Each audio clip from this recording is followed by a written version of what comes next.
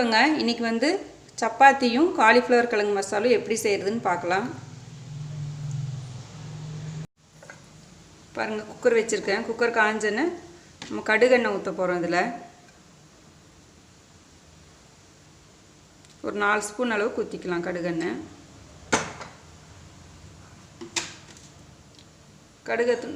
ஊற்றினா ரொம்ப டேஸ்ட்டாக இருக்கும்.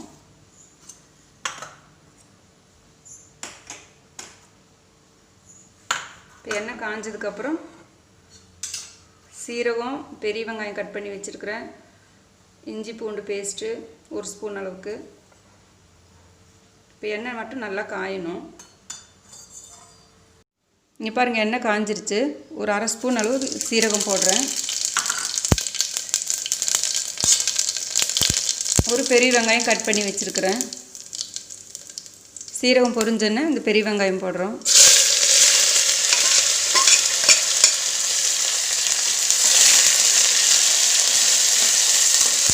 நல்லா ப்ரௌன் ஆகணும்.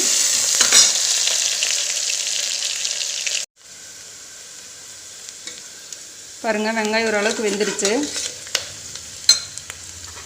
இதுக்கப்புறம் இஞ்சி பூண்டு பேஸ்ட் வந்து ஒரு 3/4 ஸ்பூன் அளவுக்கு.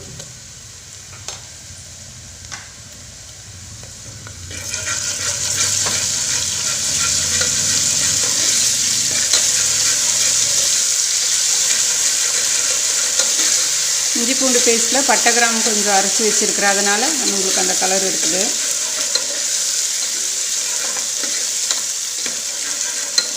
பாருங்கள், இந்த அளவுக்கு வெந்தோன்னே இல்லை மல்லித்தூள் போடுறேன். ஒரு 2 ஸ்பூன் அளவுக்கு மல்லித்தூள்.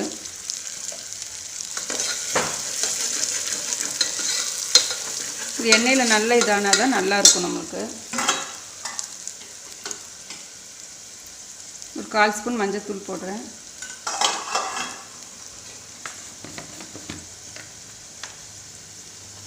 ஒரு 1 ஸ்பூன் மிளகாத்தூள் போடுறேன்.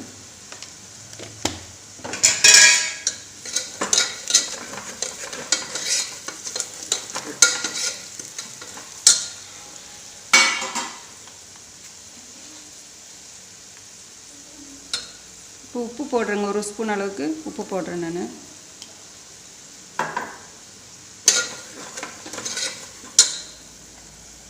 இப்போ 2 கிழங்கு அறுத்து வச்சுருக்கிறேன், அதை போடுறேன்.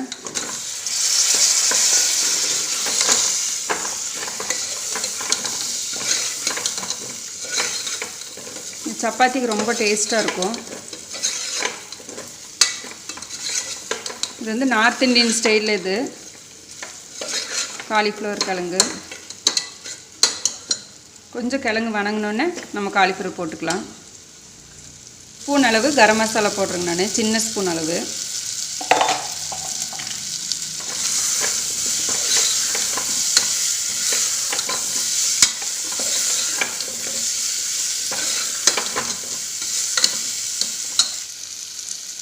காலிஃப்ளவரை அலசி சுடுதண்ணி போட்டு அலசி எடுத்து வச்சுருக்கேன். இப்போ அது போட போகிறேன்.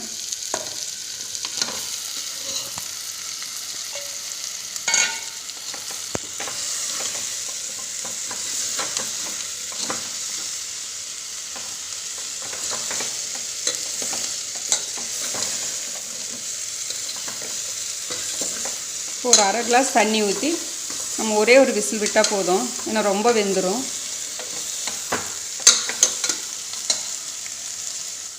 பாருங்கள், ஒரு 1/2 கிளாஸ் அளவு தண்ணி ஊற்றிட்டு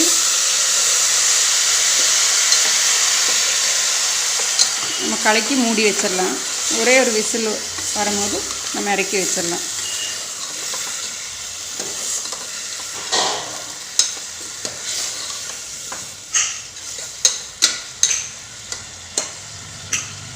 அவ்வளோதாங்க. ஒரு விசில் விட்டு இறக்கிட்டு உங்களுக்கு காமிக்கிறேன் எப்படி இருக்குது.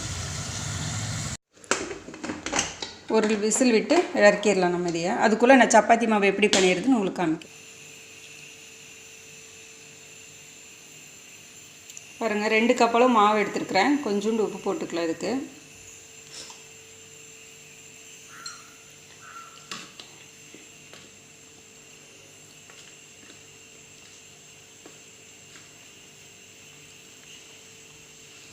சப்பாத்தி மாவு நல்லா சாஃப்டாக பிணைஞ்சா நல்லாயிருக்கும்.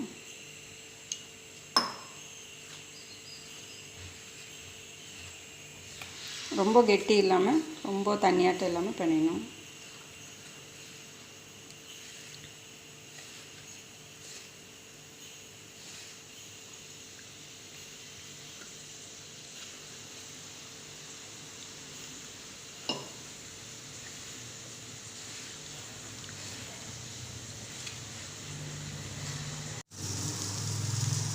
பாருங்கள் இந்த அளவுக்கு பிணைஞ்சாச்சு. பாருங்கள் இந்த அளவுக்கு பண்ணி வச்சுட்டு கொஞ்சம் இந்த கிண்ணத்தில் தண்ணி ஊற்றிக்கணும். தண்ணி லைட்டாக தொட்டு இது இந்த மாதிரி பண்ணிக்கணும்.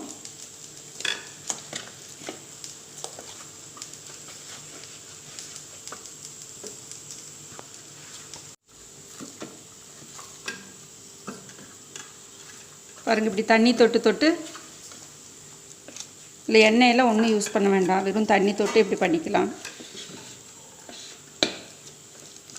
சப்பாத்தி செய்கிறதுக்கு ஒரு அரை மணி நேரத்துக்கு முன்னாடி இப்படி பண்ணி வச்சிட்டிங்கன்னா நல்லாயிருக்கும்.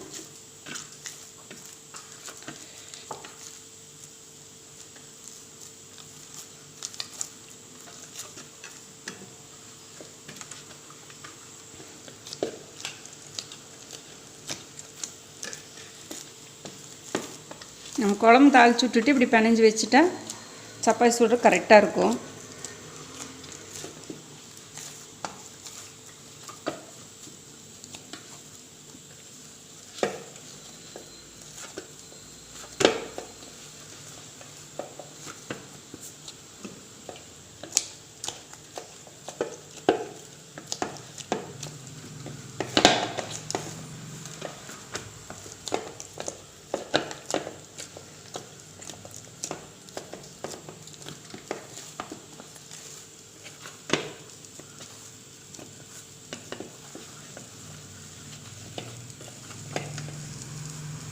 பாருங்கள் சப்பாத்தி மாவு இன்னும் கொஞ்சம் நேரத்தில் நல்லா தண்ணி இப்படி தொட்டு மூடி வச்சிடலாம். அதையே கொஞ்சம் நேரத்தில் சப்பாத்தி சுட்டோம்னா நல்லா வரும்.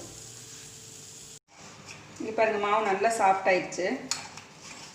அரை மணி நேரம் ஆயிடுச்சு இல்லைங்களா, நல்லா சாஃப்ட் ஆயிடுச்சு மாவு.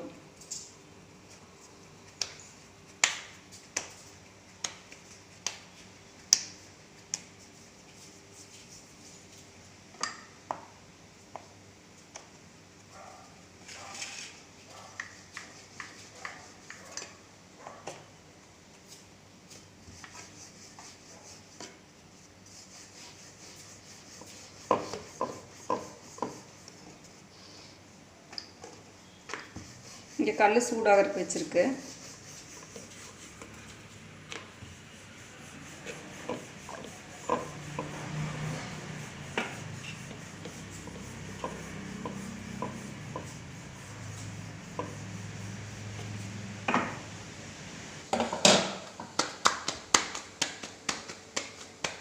கல் சூடாயிடுச்சு, நான் சப்பாத்தி போட போகிறேன். பாருங்கள் லைட்டாக புள்ளி புள்ளி ஆனோன்னு திருப்பி போட்டுடணும்.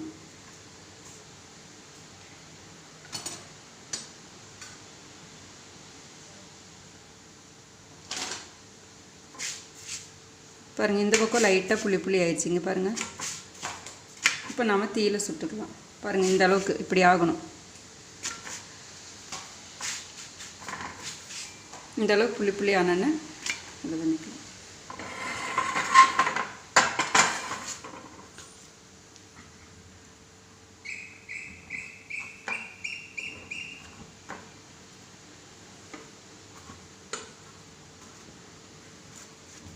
இப்படி நம்ம திருப்பி திருப்பி போட்டு சுட்டுக்கலாம்.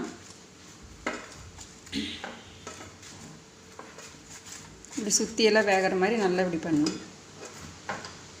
அவ்வளோதாங்க ரெடி. ஒரு ஸ்பூன் நெய் வச்சு நடுவில் வச்சு தேய்ச்சிட்றேன்.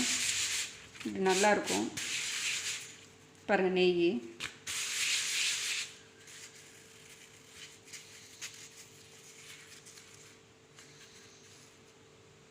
ரெடிங்க சப்பாத்தி காலிஃப்ளவர் கிழங்கு. ரொம்ப சூப்பராக இருக்கும் சப்பாத்திக்கு. சாப்பாடுக்கும் ரொம்ப டேஸ்ட்டாக இருக்கும். நீங்கள் செஞ்சு பாருங்கள். செஞ்சு பார்த்துட்டு எப்படி இருக்குன்னு எனக்கு சொல்லுங்கள்.